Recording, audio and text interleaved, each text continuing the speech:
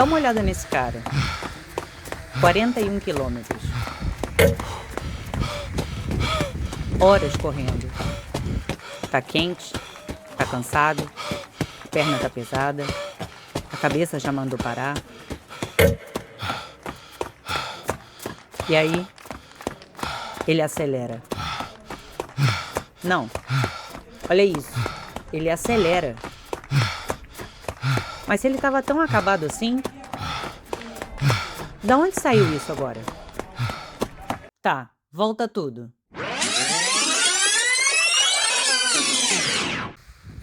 Mais.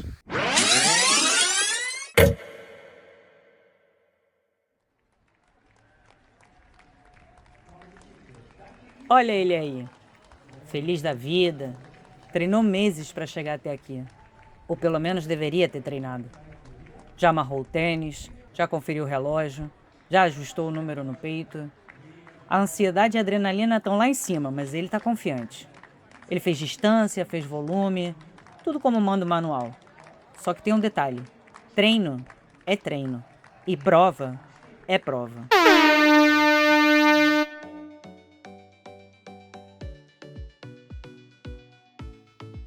Foi dada a largada. No começo é tudo tranquilo, milhares de pessoas correndo com você. Tem torcida, música, adrenalina, as pernas aquecem e vem aquela sensação, finalmente está acontecendo, vamos que vamos. O ritmo tá bom, a frequência cardíaca tá dentro do esperado, tudo certo. E é aí que mora a cilada. Porque uma coisa é saber que você vai correr 42 quilômetros. Outra é o que esses 42 quilômetros vão fazer com seu corpo nas próximas horas. Porque esse simples ato de botar um pé na frente do outro, já já vai deixar de ser tão simples.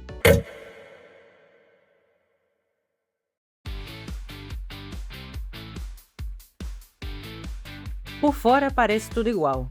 Mesma passada, mesmo ritmo. Só que por dentro as coisas já começaram a mudar. Esses músculos estão contraindo sem parar. Para isso, eles precisam de sangue, oxigênio, combustível, e boa parte da energia produzida nesse processo vira calor. Muito calor. Então agora o corpo tem outro problema para resolver: como jogar esse calor para fora. Uma das principais ferramentas é o suor. Só que suor na pele não resfria por mágica. Ele precisa evaporar. E aí, a temperatura, a umidade, o vento e o sol começam a mandar na história. Se o suor não evapora, você só fica molhado. Para levar esse calor até a pele, o corpo precisa mandar mais sangue para lá. Só que os músculos também precisam do sangue. Enquanto isso, você continua suando e perdendo líquido. Então, o coração precisa manter o músculo, pele, pressão e temperatura funcionando com menos volume disponível. Por isso, conforme a prova avança, a frequência cardíaca pode subir mesmo que você continue na mesma velocidade. Por fora, é o mesmo movimento, mas por dentro, ele já começou a custar mais caro.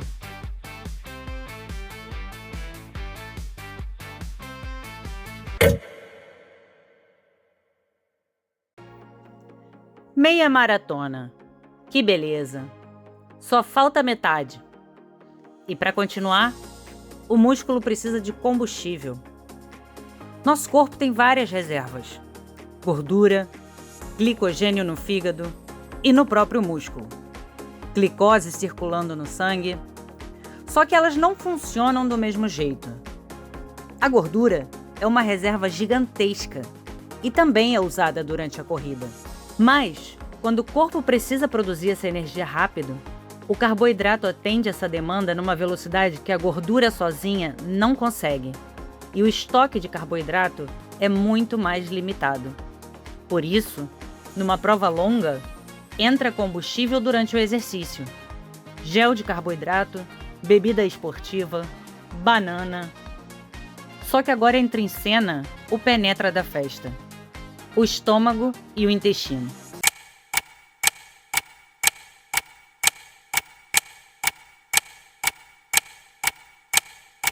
Porque assim, você não vai parar de correr para comer, você vai comer enquanto corre. E no meio de tudo que esse corpo já está fazendo, o estômago e o intestino ainda precisam tolerar, digerir e absorver o que você colocou para dentro.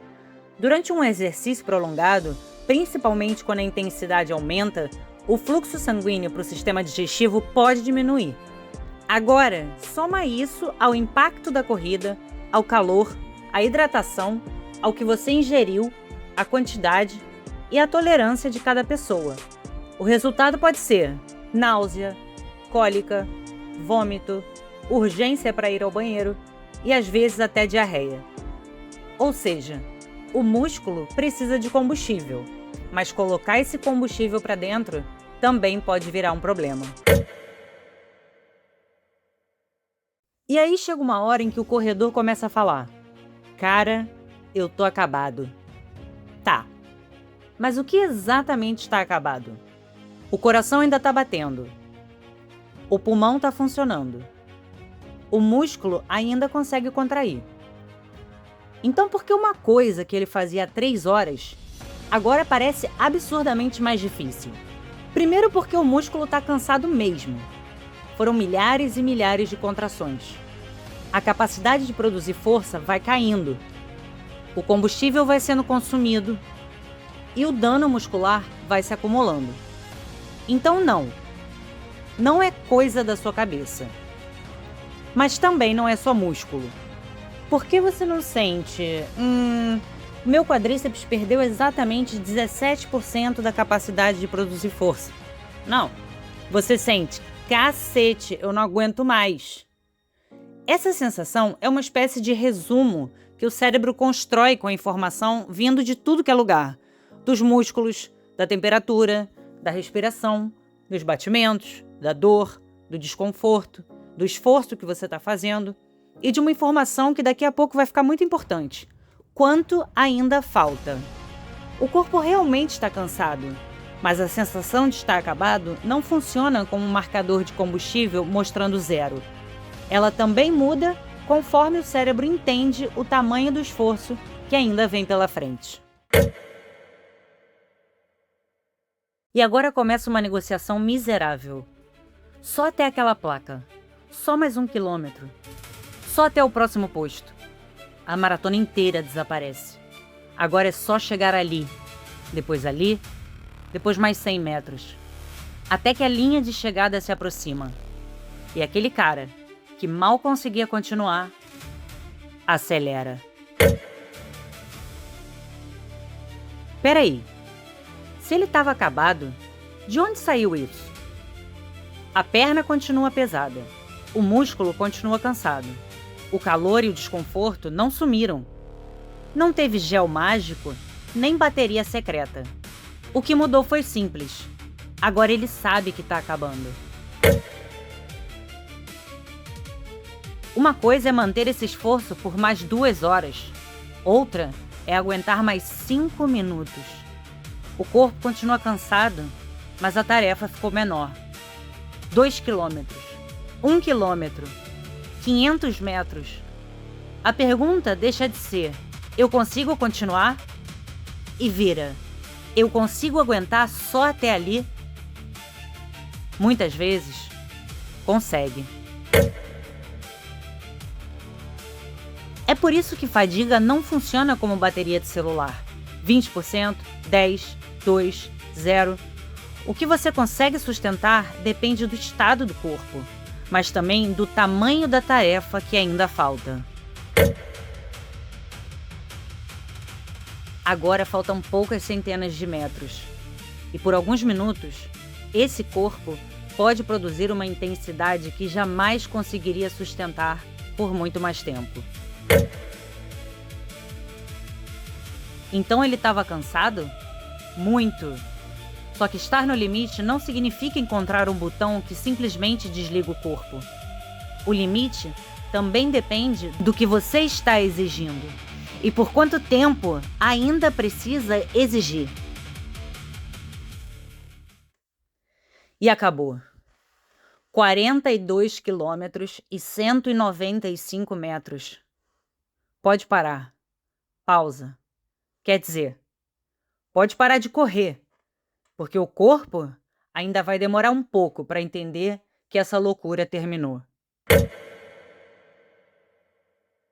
A corrida parou. O corpo ainda não. O coração continua acelerado. Os vasos ainda estão dilatados. E sem as pernas ajudando o sangue a voltar para o coração, pode aparecer aquela tontura e uma vontade maravilhosa de sentar no chão. Se alguém estiver realmente passando mal, precisa ser avaliado, é claro.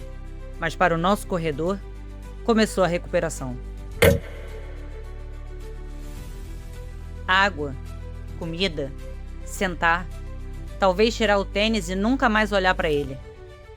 A circulação se ajusta, a temperatura começa a cair e o corpo começa a repor o que foi gasto. 2 horas depois ele pensa, até que eu tô bem. Tá, amanhã a gente conversa. No dia seguinte, surge o verdadeiro desafio: descer uma escada. E alguns exames também podem mudar.